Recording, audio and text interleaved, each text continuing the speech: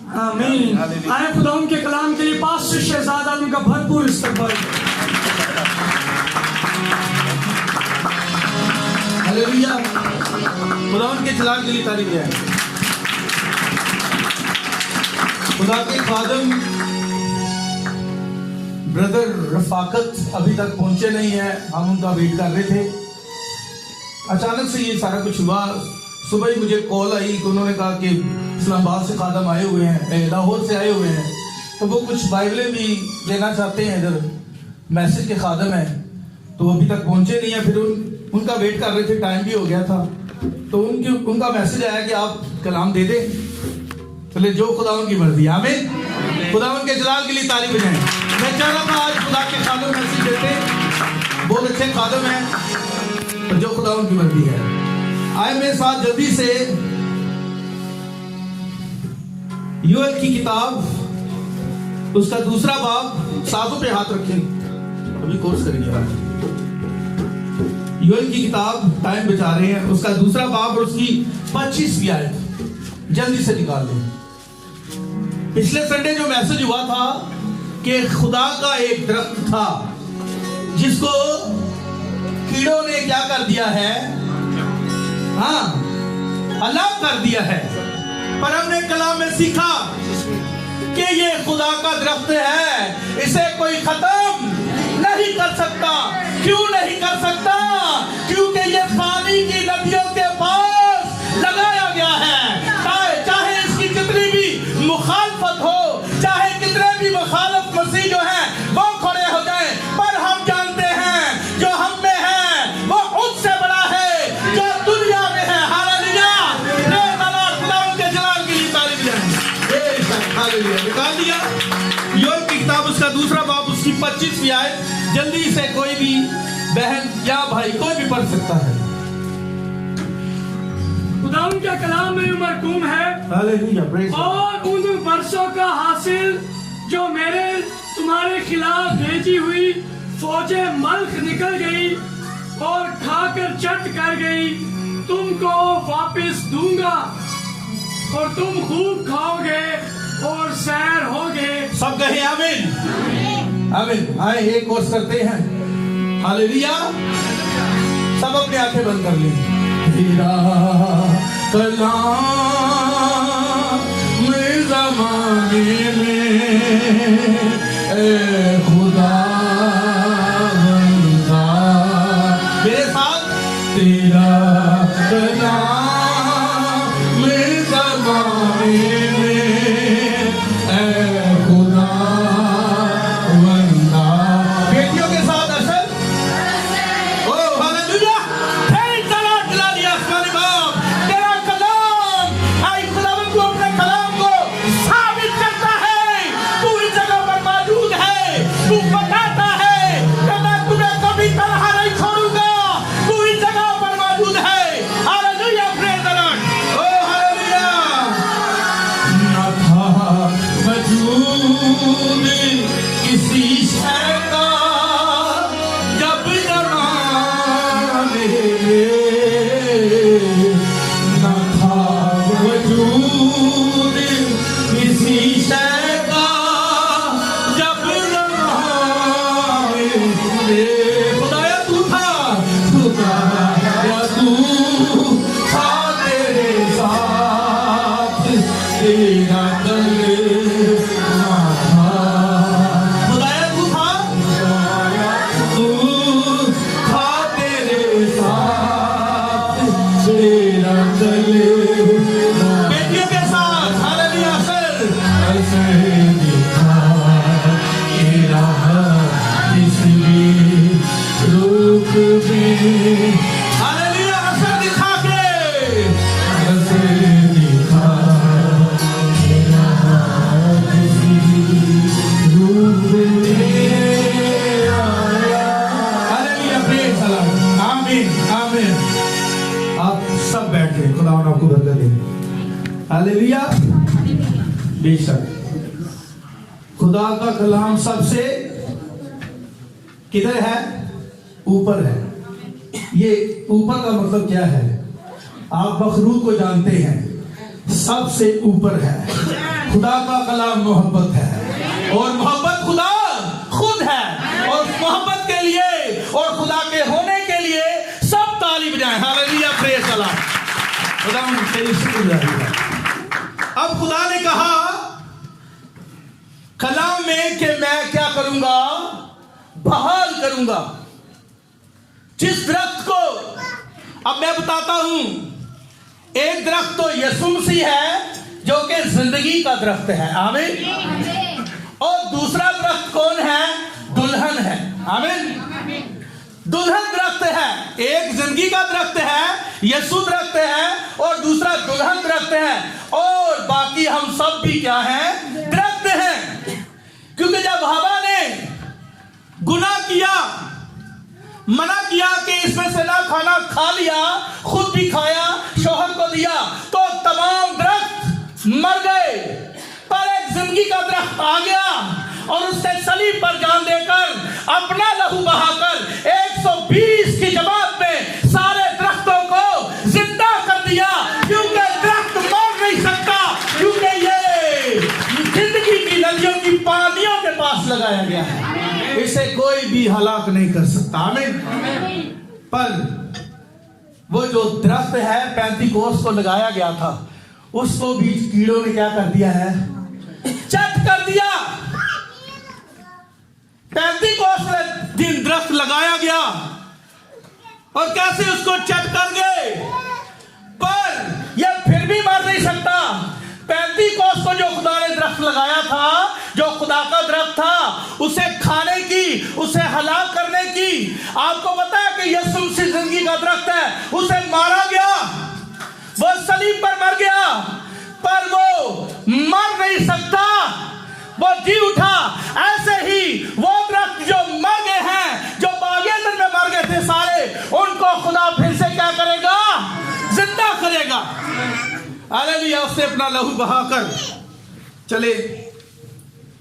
इन दिनों में आपको पता है लोग रोजे रख रहे हैं, मैं इस पे मैसेज नहीं दूंगा, ये मेरा टॉपिक नहीं है, क्योंकि मेरे पास बहुत अच्छा टॉपिक है, मैं इसके अलावा कोई और दाएं बाएं नहीं होना चाहता। अब देखें, मैं कह रहा हूं चले साथ क़यामतुल मसीह की बात भी होनी चाहिए।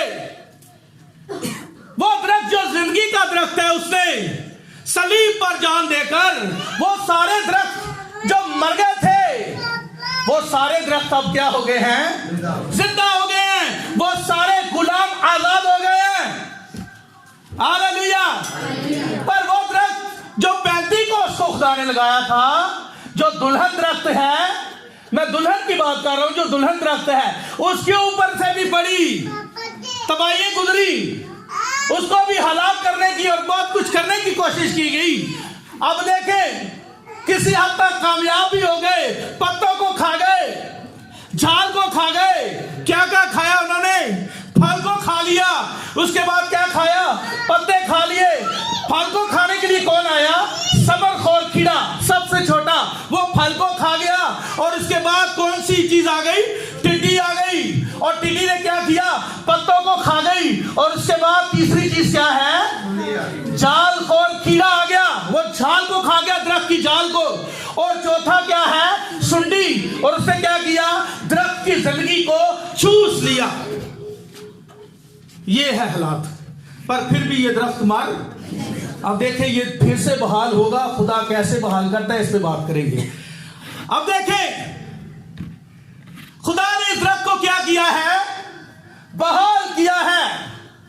कौन सा दरख्त? जो कहां लगाया गया दोबारा से? पैंतीकोस वाले दिन। पैंतीकोस वाले दिन 120 की जमात पर रूह कुद्दूस नाज़िल हुआ।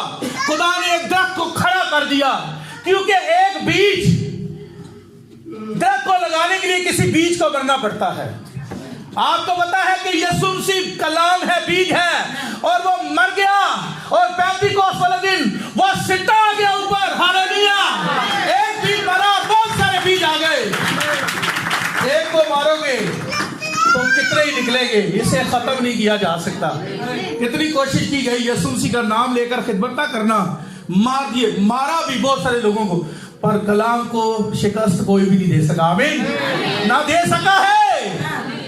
और ना ही दे सकेगा। उस वक्त भी कोशिश की गई, अब भी कोशिश की जा रही है कि यीशु नाम जो है वो लेना बंद कर दो, पर उस वक्त भी वो नाकाम थे, वो अब भी नाकाम हो जाएंगे। हालेलुया। वो नाकाम हैं, वो नाकाम रहेंगे। क्यों? क्योंकि दाऊद बताता है कि वो दरख्त को मारा नहीं जा सकता, वो कहता है कि उसका पत्ता नहीं मुरझाता। यानी इसका मतलब यह है कि ये दरख्त मर नहीं सकता। वो बताता है कि ये दरख्त तो हकीकत जिंदगी की कहां? नदियों के पास लगा, पानी की नदियों के पास लगाया गया है, इसे मारा नहीं जा सकता। आमीन। 4 कीड़ों ने, कितने कीड़ों ने?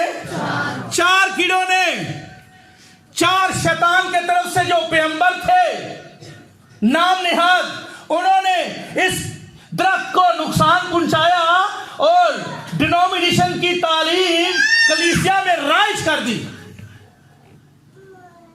और 4 ही पैगंबर खुदा की तरफ से आए और उन्होंने फिर से इस दरख्त को बहाल किया। कैसे खुदा 4 में काम करता है और शैतान भी क्या करता है? 4 में काम करता है। हालेलुया। आइए देखते हैं खुदा का कानून। अब खुदा ने कहा मैं बहाल करूंगा। क्या करूंगा? यह खुदा का तरीका है, खुदा बहाल करता है। अब बहाल करने के माहनी क्या है? बहाल करने के माहनी है कि अपने असल मालिक के पास चीज वापस चली जाए, जिसकी वह चीज थी, वह जिसकी चीज है, वो दावा कर सकता है अगर कानून मौजूद है। जैसे हमारे मुल्क का कानून है, अगर कोई हमारी चीज ले जाएगा तो हमारे पास कानून है, हम कानून के पास जाएंगे और कानून उसे मजबूर करेगा कि वो जिसकी चीज है उसे क्या कर दे? वापस कर दे। और मैं बात कर रहा था बहाली का मतलब क्या है? वो चीज जो खो गई है, जो अपने असल मालिक से दूर हो गई है, जैसे मुसरफ बेटा दूर हो गया था, अपने असल मालिक से दूर हो गई और दर बदर ठोकर खाती है, पर एंड को जब वो बहाल होती है तो वो अपने असल मालिक के पास वापस आ जाती है। ईदे पेंतीकोस्त यही तो था कि हर वो चीज अपने असल मालिक के पास वापस जाए। ये है खुदा का कानून। और खुदा का कानून जो है वो खुदा का कलाम है। खुदा हर चीज को बहाल करता है, वापस लाता है। ये खुदा का क्या है? कानून है। अगर कोई कानून मौजूद है तो हम क्या करेंगे? अगर कोई चीज किसी की चुरा कर ले जाए, मैं दोबारा दोहराता हूं, अगर आपकी कोई चीज है, कोई और ले गया है, उसने कब्जा कर लिया है, अगर कोई कानून नाम की कोई चीज है तो आप क्या करेंगे? आप उस कानून को लेकर उस बंदे के पास जाएंगे, कानून उसे मजबूर करेगा और वो चीज देगा। अब हमारे पास भी कानून है और वो है कानून खुदा का कलाम। जब हम कलाम को इज्जत देते हैं, ऑनर देते हैं, उसे कबूल करते हैं, सुनकर तौबा करते हैं, घुटनों के बल हो जाते हैं, यह है खुदा का कानून। आपको घुटनों के बल होना पड़ेगा, आपको तौबा करनी पड़ेगी, हर उस चीज का इनकार करना पड़ेगा जो पाखरू को रंजीदा करती है। तो फिर रूहुल कुदस मौजूद है, रूहुल कुदस मौजूद है जो शैतान को मजबूर करेगा, वापिस कर, ये मेरे बेटे हैं, पर आपको कानून के तहत आना पड़ेगा। हालेलुया। खुदा हर चीज को बहाल करता है, खुदा का पाखरू मौजूद है। जब हम खुदा के कानून के मुताबिक तौबा कर लेते हैं, सच्चे दिल से खुदा को अपना शख्सी निजात दहिंदा कबूल कर लेते हैं, घुटनों के बल हो जाते हैं, तो शैतान कांपना शुरू हो जाता है। क्यों हो जाता है? क्योंकि अब हम कानून के तायेदार हैं। क्योंकि खुदा का कानून जो है वो शैतान को मजबूर करेगा, छोड़ इससे तौबा कर ली है, ये खुदा का बेटा है, बेटी है, वो छोड़ने पर मजबूर है। पर हमें क्या करना है? खुदा के कानून के तहत आना है। आमीन। हालेलुया। खुदा ने एक तरीका रखा है। अब देखें, एक मछली के अंदर खुदा ने क्या रखा है? कानून रखा है। मछली कहां रहती है? पानी से बाहर रह सकती है? नहीं, वो नहीं रह सकती। क्यों? क्योंकि खुदा ने उसे बनाया ऐसा है कि वो पानी के अंदर रह सकती है। अगर वो ठीक खुदा के कानून के मुताबिक पानी में चली जाए, जो कि उसके लिए खुदा ने ठहराया है, वो पानी में जाए तो वो समुद्र की तह में चली जाएगी और उसे कोई नुकसान नहीं होगा, वो मरेगी नहीं, उसका कोई भी हिस्सा फटेगा नहीं, क्योंकि ये खुदा का कानून है। खुदा ने उसको ऐसे बनाया है, उसको ऐसे रहना पड़ेगा पानी में, उसको पानी में रहना पड़ेगा, उसके लिए खुदा का कानून है। और आप और मैं ऐसा नहीं कर सकते, क्योंकि हमारे लिए ये कानून नहीं है। अगर हम ऐसा करेंगे तो क्या होगा? शिकारी भाई बैठे हैं, क्या होगा? जो शिकार खेलते हैं, बताया जरा, कितनी देर पानी में रहेंगे, फिर एंड क्या होगा? मर जाएंगे ना। हम ऐसा, पर मछली कर सकती है। क्यों? क्योंकि खुदा ने उसके लिए ये कानून ठहराया है। हम ऐसा नहीं कर सकते। ऐसे ही एक परिंदे के पास क्या है? एक कानून है। क्या कानून है? कि वो पर फैलाए और परवास कर जाए। वो पर फैलाए और परवास कर जाए। खुदा ने उसके लिए ये कानून ठहराया है। साथ जो है वो कहती है कि ये आर्जी तौर पर ऐसा कर सकता है, ये मादी है, ये मादा है, ये जमीन पर बैठता है। कशिश शक्ल जो है वो उसे क्या करती है? खींच लेती है, जमीन की कशिश से उसे खींच लेती है। पर खुदा ने इसके लिए कानून ठहराया है, ये कशिश के खिलाफ उड़ता है, उसके मुकाबले में पर फैलाता है और परवास कर जाता है। क्यों कर जाता है? क्योंकि खुदा ने उसके लिए ऐसा कानून ठहराया है। ये खुदा का कानून है। अगर हम तौबा नहीं करते, दुनियादारी छोड़ नहीं सकते, फिर भी हम खुदा को कहते हैं हमें शिफा दे, तो शिफा इसका मतलब है नहीं हो सकती। अगर आप चाहते हैं कि शिफा हो जाए तो आपको खुदा का कानून लेकर आना पड़ेगा, तौबा करनी पड़ेगी, गुनाहों को छोड़ना पड़ेगा। अगर आप गुनाहों को नहीं छोड़ते तो फिर शैतान तकिया लगाकर बैठा, उसको पता है ये कानून के खिलाफ आ गए। अब जब आप कानून के तहत आएंगे तो फिर समझें शैतान आपको छोड़ने में क्या है? मजबूर है। आपको कानून के तहत आना पड़ेगा। शिफा पाना चाहते हैं तो खुदा का कानून है, क्योंकि लिखा है कि ईमानदार जो लोग हैं, ईमान लाने वालों के दरमियान मोअज़्ज़ात होंगे। ईमानदार लोग जो हैं, जिन्होंने खुदा के कलाम को कबूल किया है, ये है खुदा का कानून। ये खुदा का कानून, खुदा का कलाम है। जब हम इसे अपनी जिंदगी में पूरा करते हैं तो फिर बीमारी हमें छोड़ने पर क्या है? मजबूर है। समझे? अगर आप कुव्वत पाना चाहते हैं, रूह में बढ़ना चाहते हैं, तो आपको चाहिए कि आप और मैं क्या करें? कलाम को पहला दर्जा दें। आमीन, हालेलुया। बढ़ जाएंगे। खुदा ने मछली के लिए कानून बनाया है, परिंदे के लिए कानून ठहराया। ऐसे खुदा ने फितरत के लिए भी, किसके लिए? फितरत के लिए भी कानून ठहराया है। फितरत वापस आती है।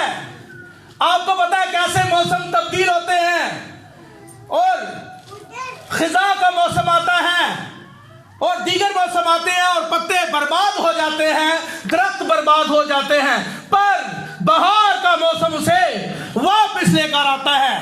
हालेलुया। देखें, यह खुदा का तरीकाकार है। खुदा के कलाम के तहत आपको आना पड़ेगा। बेटियां इधर देखें, मैं आपको देख रहा हूं, मैं आपको खड़ा कर लूंगा, ठीक है ना? फिर आपने कहना नहीं है कि भाई ने हमें खड़ा कर लिया। मैंने जिसको बात करते हुए देखा, मैंने उसे उधर ही खड़ा कर लेना, ठीक है ना? माइंड ना कीजिएगा। खुदा ना आपको बरकत दे। वक्त जाया मत करें।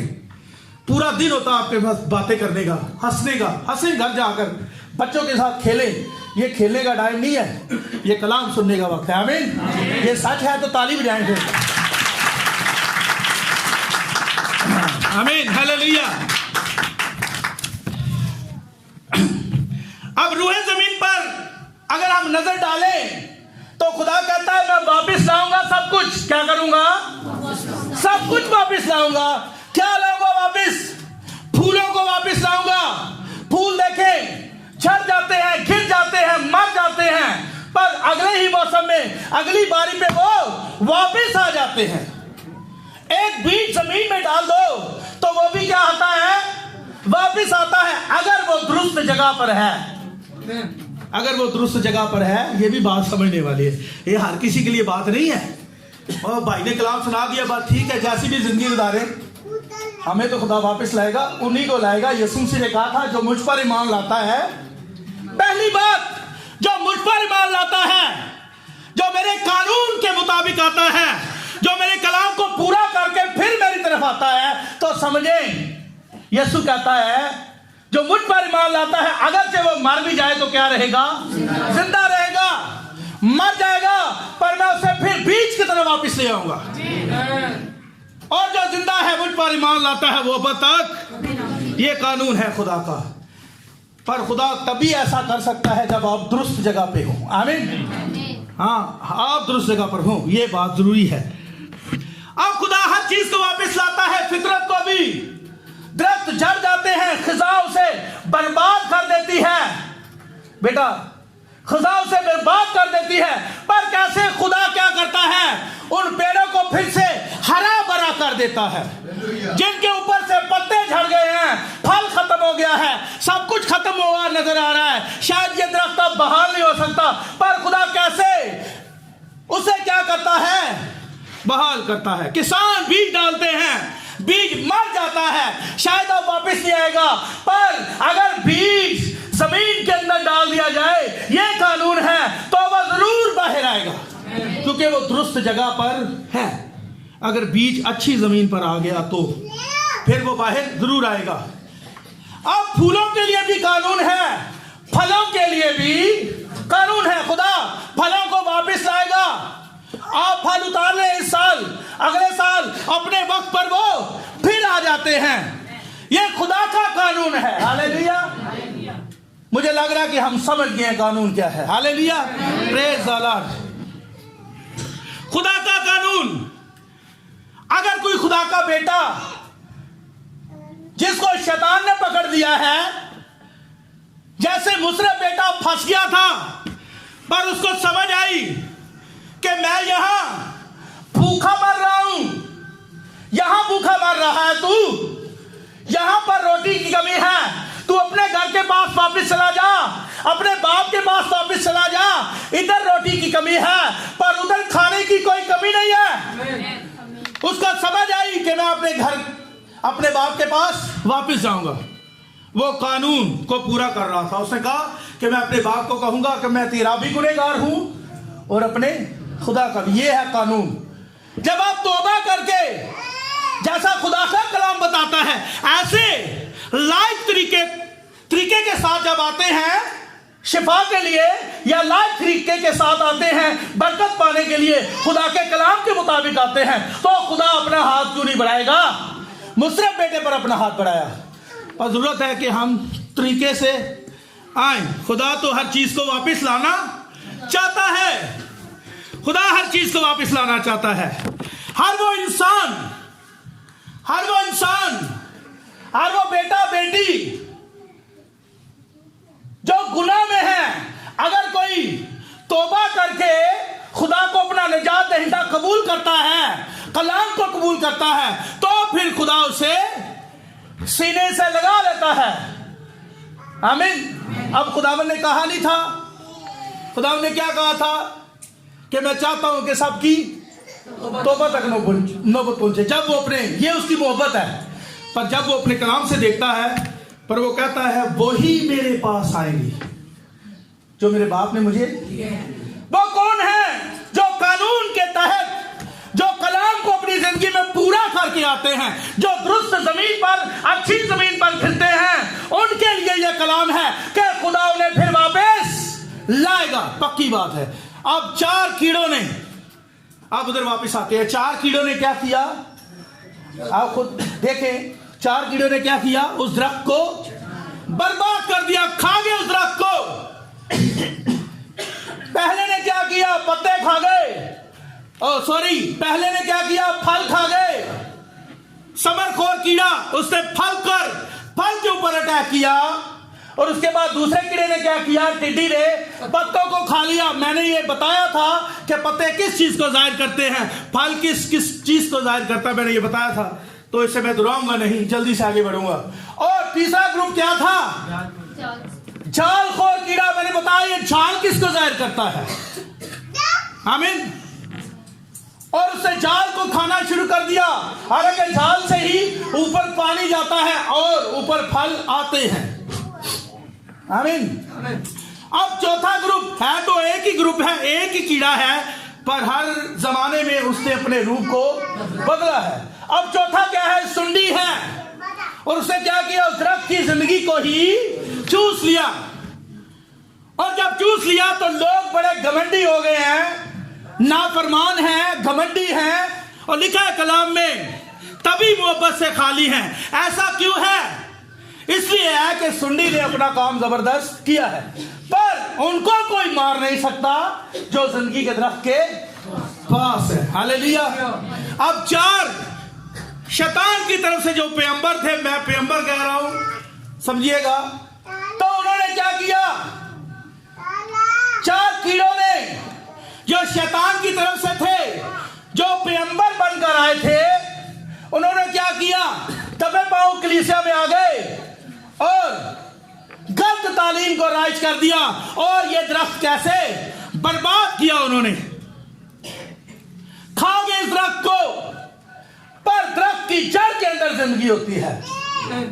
दरख्त की जिंदगी किसके अंदर होती है, जड़ के अंदर। और इस दरख्त को कोई मार नहीं सकता, इससे पानी तो मिल रहा था, ये जिंदगी की नदियों के, अपना पानी की नदियों के पास था। अब चार कीड़ों ने इसे तबाह किया। शैतान चार में काम करता है, और खुदा भी कितने में काम करता है, चार में काम करता है।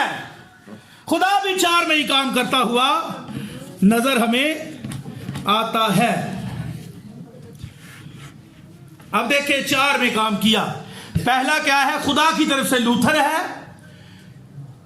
और दूसरा मार्टिन लूथर जो था अपने दौर में, मार्टिन लूथर है, और दूसरा जो है, अब शैतान की तरफ से चार कीड़ों ने काम किया। पहला क्या था बताएं, समरखोर कीड़ा है, और दूसरा टिड्डी है, पत्तों को खा गई, तीसरा जालखोर कीड़ा, और चौथा सुंडी है। ऐसे ही खुदा की तरफ से चार पैगंबर हैं। अब खुदा का तो तरीका है बहाल करने का, खुदा बहाल करेगा। खुदा क्या करता है, वो भी चार में काम करता है। खुदा ने पहला भेजा अपना पैगंबर, जिसका नाम है मार्टिन लूथर, लूथर को भेजा, और दूसरा जॉन वेस्ली, और तीसरा पेंटिकोस्टल, और चौथा खुदा का कलाम। हालेलुया। खुदा चार में बहाल करता है। आप देखें, अब खुदा ने कहा था कि मैं इसे वापस लाऊंगा, तो वो इसे किस तरह वापस लाएगा। अगर मौत के चार पैगंबरों ने इसे हलाक किया, तो जिंदगी के चार पैगंबर इसे वापस लाएंगे। अब देखिए, पहला पैगंबर कौन था, मार्टिन लूथर, जो राष्ट्रवादी के पैगाम के साथ आया। किस पैगाम के साथ आया, राष्ट्रवादी, यानी कि बपतिस्मा लेना जरूरी है।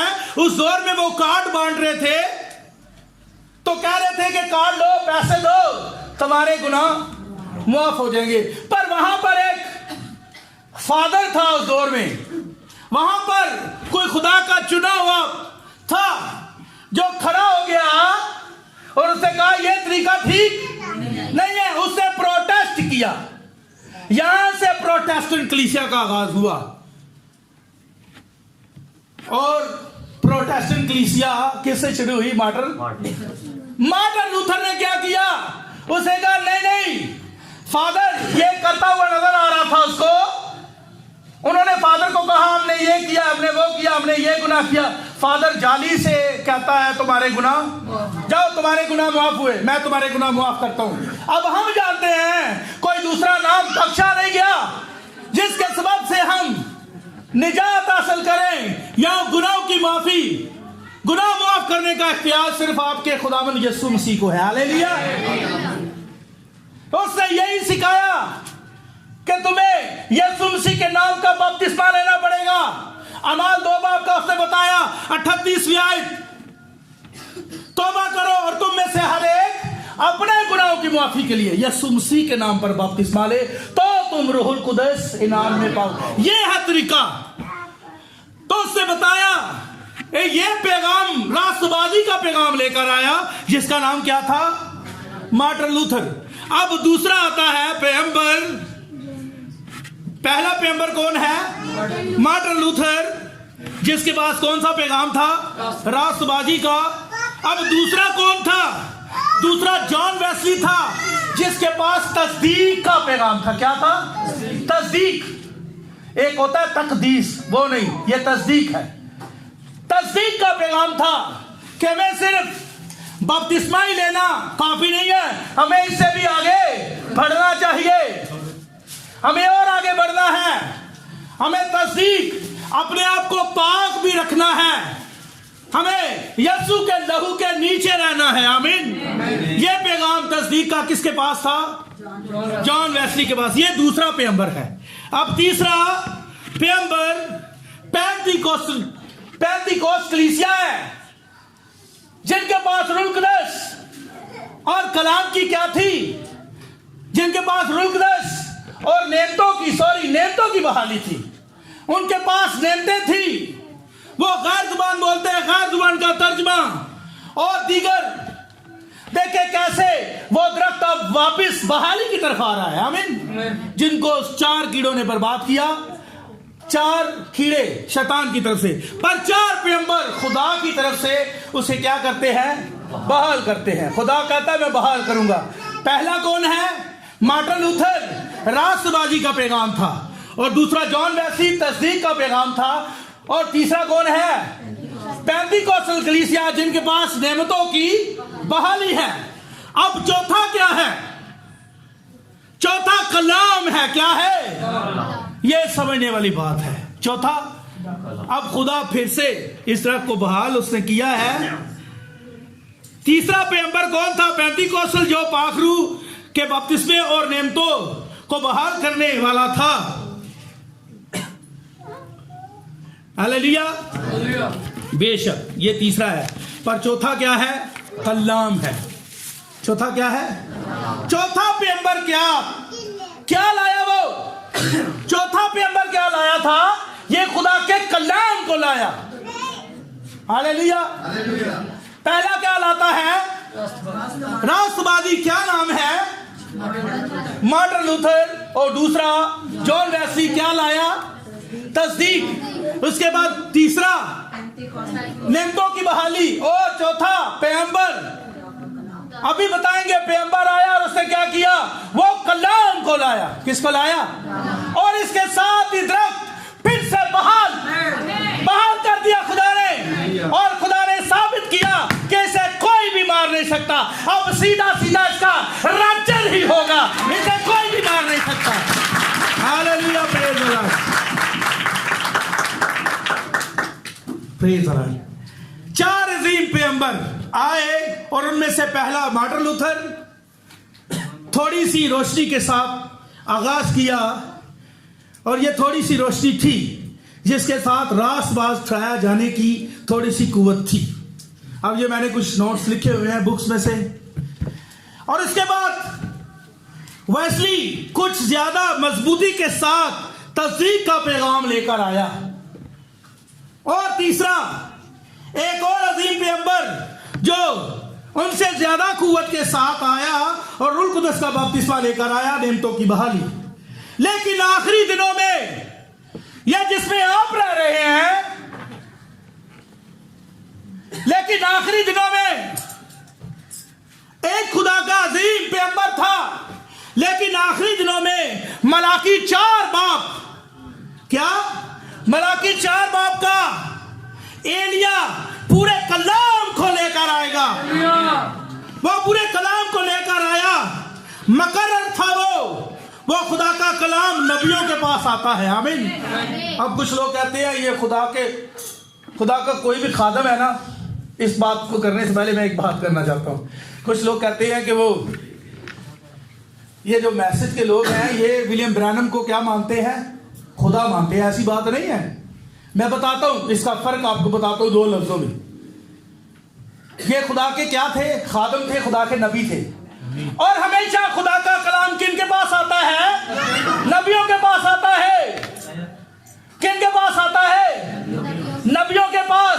पर यीशु मसीह जो है वो खुद कलाम था। ये फर्क है, ये फर्क है। और यीशु की तरह कोई नबी कलाम नहीं हो सकता। कोई नबी कलाम नहीं है। हमें है ना, ये बात सही है। नबियों के पास कलाम आता है, वो खुद कलाम, पर यीशु तो कलाम है। हमें उसकी जगह कोई नहीं ले सकता। सारी उसकी जगह कोई नहीं ले सकता। तो समझे, यीशु खुदा है, उसके अलावा कोई खुदा नहीं है। ये बात आपने ज़हन में रखनी है। आमीन। कोई दूसरा नाम तो बख्शा ही नहीं गया। तो यहाँ से पता चलता है एक ही नाम है। वो कौन सा नाम है? पर चौथा पैगंबर, लेकिन आखिरी दिनों में मलाकी 4 बाब का एलिया पूरे कलाम को लेकर आया। Hallelujah, hallelujah. 4 पैगंबरों ने इसे हलाक किया और उसे रसूमात में डाल दिया, और रास्तबाजी के 4 ही पैगंबरों ने इसके मकाम पर इसे क्या कर दिया? बहाल कर दिया। समझे। लेकिन आखिरी दिनों में मलाकी 4 बाब का एलिया पूरे कलाम को लेकर आने के लिए मुकर्रर था। खुदा का कलाम नबियों के पास आता है। शाम के वक्त क्या होगी? रोशनी होगी शाम के वक्त। और ये शाम का वक्त है। शाम के वक्त की रोशनी वापस लाने और बहाल करने के लिए थी। शाम के वक्त की रोशनी ने क्या किया? उस रथ को क्या कर दिया? बहाल कर दिया। यहां पर आकर खुदा का सारा प्रोग्राम क्या हो जाता है? कंप्लीट। अब इसके बाद क्या है? 7 कलीसियाओं के बाद क्या होता है? उसे कहा, अगर आप देखें मुकाशवा 4 बाब में लिखा है, इन बातों के बाद, यानी 7 कलीसियाओं के बाद क्या होता है? रैप्चर होता है। इसके बाद रैप्चर है। इसके बाद कोई कीड़ा नहीं आने वाला। खुदा ने अपना काम पूरा कर लिया है। कैसे खुदा का शाकार है, जैसे खुदा ने बागे दर में खड़ा किया और शैतान ने उसे जरब लगा दी। फिर उसके बाद फिर खुदा ने 35 कोस वाले दिन इस शाकार को फिर से खड़ा किया, इस रख को फिर से उसे क्या कर दिया? जरब लगा दी। अब फिर से खुदा ने अपने 4 पैगंबरों को, अजीम पैगंबरों को भेजा है इस रख को बहाल करने के लिए, अपने शाकार के लिए। तो अब मैं आपको कहता हूं कि अब इसे कोई मार नहीं सकता। अब इसका सीधा सीधा क्या होने वाला है? रैप्चर। क्यों के कलाम में लिखा है, हो सके तो बरगजीदा भी, पर होंगे नहीं। हालेलुया। इनको कोई भी मार नहीं दे सकता। ये खुदा की दुल्हन है, ये खुदा का दरख्त है, जो मर्जी गुजरे इसे कोई मार नहीं सकता। 4 कीड़ों ने बर्बाद किया और 4 ही पैगंबरों ने इसे, खुदा ने इनके वसीले क्या कर दिया? बहाल किया इस दरख्त को। अब सीधा सीधा रैप्चर होगा। अब दोबारा से कुछ भी होने वाला नहीं है। आमीन। और उसके बाद क्या होगा? जब रैप्चर हो जाएगा तो फिर क्या होगा? फिर खुदा बताता है कि 2 नबी आएंगे। कौन से? मूसा और एलिया। वो बनी इस्राइल में काम करेंगे। खुदा एक वक्त में एक ही जगह काम करता है। जब खुदा बनी इस्राइल में काम कर रहा था, मुजस्सम होकर आया, तो क्या यीशु मसीह ने क्या कहा था कि मैं इस्राइल की खोई हुई भेड़ों के साथ किसी और गली में बुलाया गया। पर जब इसराइलियों ने उसका इनकार कर दिया, उसे हैकल से धक्के मारकर बाहर निकाल दिया, अब वो बाहर खड़ा था और कलीसिया अंदर थी, तो खुदा ने अपना रुख कहां किया? गैर कौम की तरफ। अब गैर कौम ने भी एक अमल किया है। इन्होंने भी लौदीकिया की कलीसिया ने भी यीशु मसीह को बाहर धकेल दिया है। अब यीशु बाहर खड़ा है। अब बहुत जल्द जैसे ही रैप्चर होगा तो खुदा फिर से बनी इस्राइल की तरफ। पर हम बात कर रहे थे चौथे पैगंबर की। अब चौथा पैगंबर क्या है? बहाली लेकर आया है। क्या लेकर आया है? ये बहाली। उसके पास क्या है? कैसे बहाल करेगा? जरा पढ़ दे, अगर हवाला है निकाले जरा। मलाकी 4 बाब। ये आखिरी वाला पढ़ के मैं इसे, ये बड़ा खूबसूरत वाला, मैं इसे पढ़े बगैर छोड़ूंगा नहीं।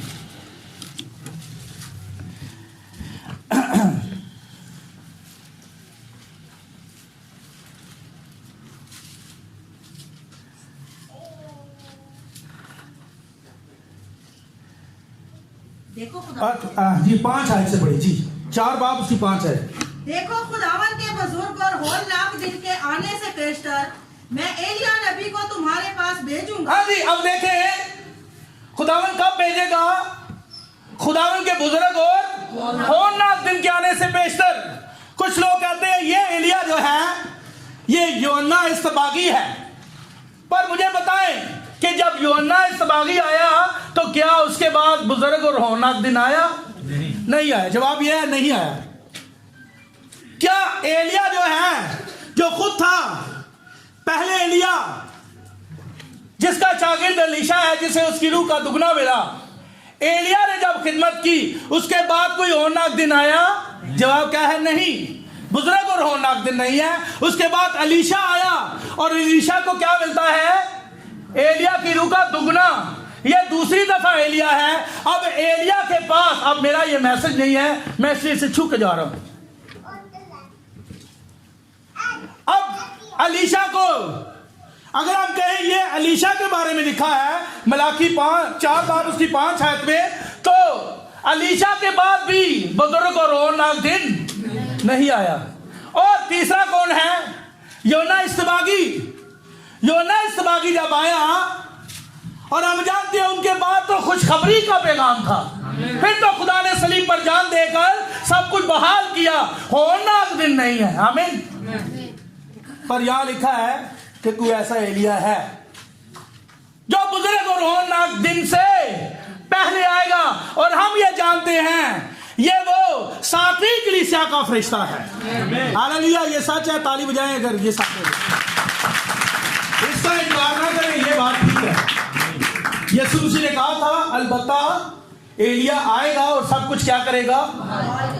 और फिर कहा एलिया तो ये क्या बात है? एलिया तो आ चुका, फिर कहा एलिया आएगा, सब कुछ क्या करेगा? बहाल करेगा। अब एलिया तो आ चुका, ये कौन सा एलिया है? ये यूहन्ना बपतिस्मा देने वाला है। इसके बारे में खुदा ने कहा। खुदा यहां 2 ज़मानों की बात करता है। एलिया आ चुका, फिर कहा अलबत्ता एलिया, ये वो एलिया है जिसके बारे में वो कहते हैं किधर है इसका नाम? कहां लिखा है? कहां? पढ़कर बताएं। यीशु मसीह बता रहा है अलबत्ता एलिया आएगा, सब कुछ बहाल करेगा। बहाली का पैगाम था। और चौथा पैगंबर जो है, उसके पहले पैगंबर के पास रास्तबाजी थी, मार्टिन लूथर, और दूसरे के पास तस्दीक थी, जॉन वेस्ली, और तीसरे के हम देखते हैं तीसरी कलीसिया के पास क्या था? नेमतों की बहाली। और इसके बाद चौथा जो है पैगंबर अजीम, सभी अजीम है, और चौथा क्या है? उसके पास कलाम है। शाम के वक्त रोशनी होगी। चौथा पैगंबर ये क्या करेगा? ये वही एलिया है जिसकी तरफ यीशु मसीह इशारा करता है। अलबत्ता एलिया आएगा, सब कुछ बहाल करेगा। ये दरख्त कंप्लीट बहाल हो जाएगा। हालेलुया, जो खुदा का चुना हुआ दरख्त है। जी पढ़िएगा जरा 5 आयत से। देखो खुदावन के बुजुर्ग और होलनाक दिन के आने से पेशतर, हाँ जी, पेशतर पहले जी, मैं एलिया नबी को तुम्हारे पास भेजूंगा, और वो बाप का दिल बेटे की तरफ और बेटे का बाप की तरफ। हाँ जी। करेगा। पहले क्या लिखा है? बाप का दिल। ये बाप कौन है? कौन है ये बाप? ये रसूल है। और मैं आपको बता दूं, जो रसूलों ने बात की है, जो पालूस रसूल कहता है, जो मत्ती कहता है, यानी कि मत्ती रसूल तो नहीं है, जो 12 रसूल हैं, जो मैं सिखाते हैं, जो 12 रसूल हैं। अब माजरत के साथ, मुझे डिटेल के साथ, अभी मैंने तरतीब के साथ यहां नाम नहीं लिखे हुए, तो अगर गलत हो जाए तो मैं माजरत चाहता हूं। 12 रसूल जो हैं, हमें वही कहना है जो 12 रसूलों ने कहा।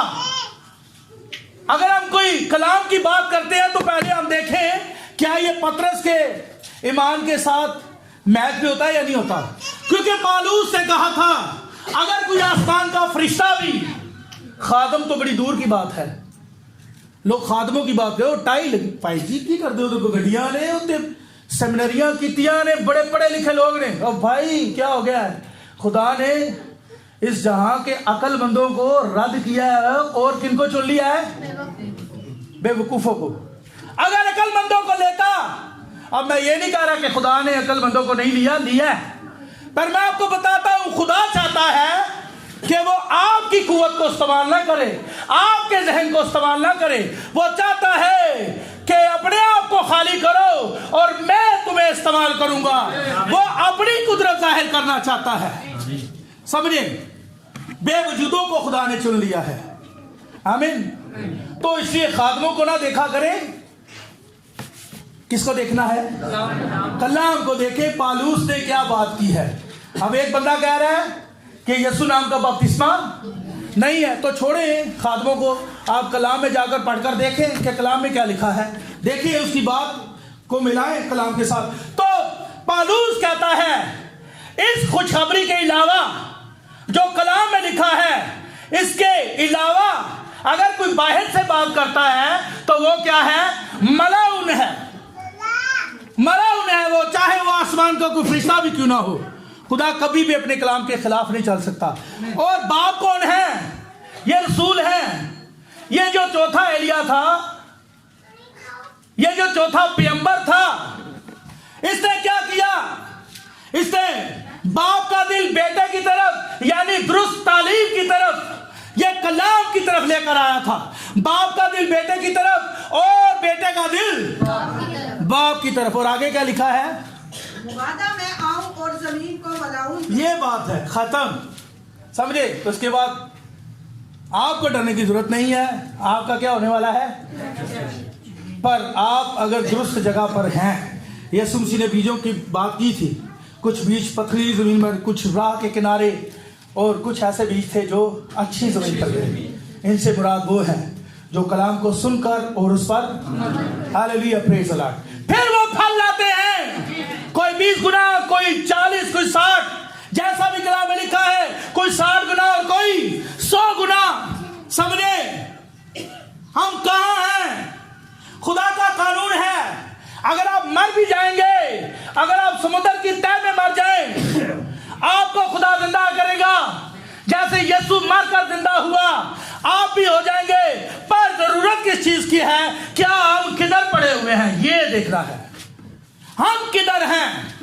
क्या हम कलाम के साथ खड़े हैं?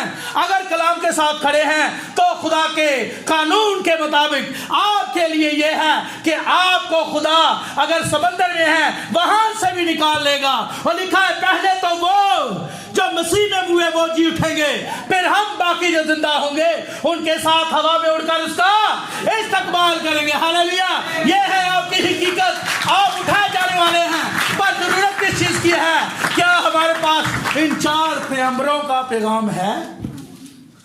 क्या हमारा बपतिस्मा ठीक नहीं है? इसका मतलब है कि हम तो लूथर का जो पैगाम है उसी के साथ नहीं है मुत्तफिक। तो हमें आखिरी वक्त का जो पैगंबर है, जिसने जो क्या लेकर आया? कलाम को लेकर आया। याद रखिए, जो कलाम में लिखा है, बस इसका मतलब यही है कि जो कलाम में लिखा है उसको माने, और जो कलाम में नहीं है उसको मानने की जरूरत नहीं है।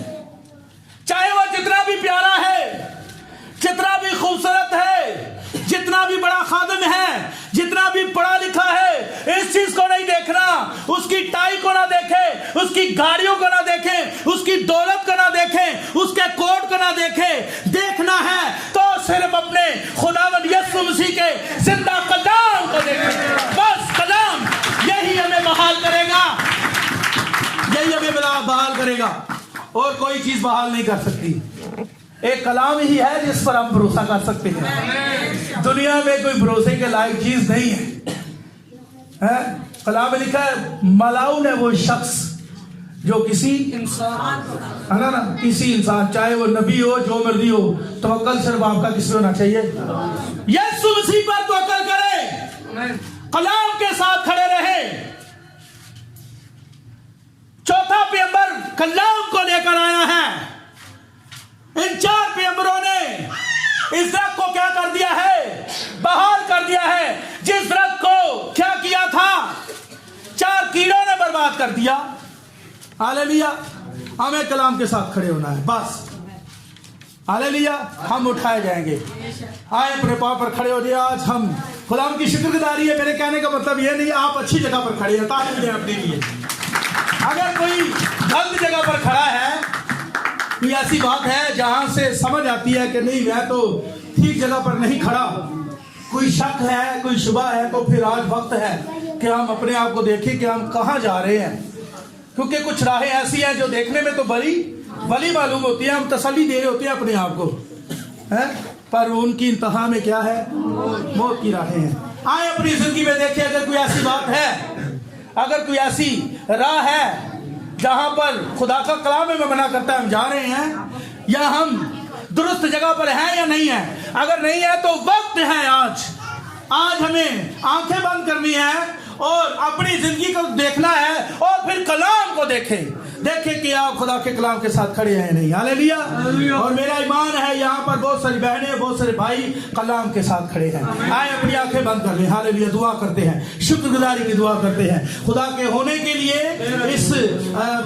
इस पैगाम के लिए शुक्रगुजारी करें कि खुदा ने आपने हमारे साथ कलाम किया है। जलाली आसमानी बाप, आए खुदा में जलाली आसमानी बाप, यहाँ पर जो कि एक जान जलाली आसमानी बाप, मैं दुआ करता हूँ जलाली आसमानी बाप, एक जिंदगी में जलाली आसमानी बाप आपका रूह ऐसे ही काम करता रहे। और खुदा में जलाली आसमानी बाप, आपने अपने दरख्त को, अपने बच्चों को बहाल कर दिया है, क्योंकि उन्हें कोई भी मार नहीं सकता, उन्हें कोई नुकसान नहीं पहुंचा सकता।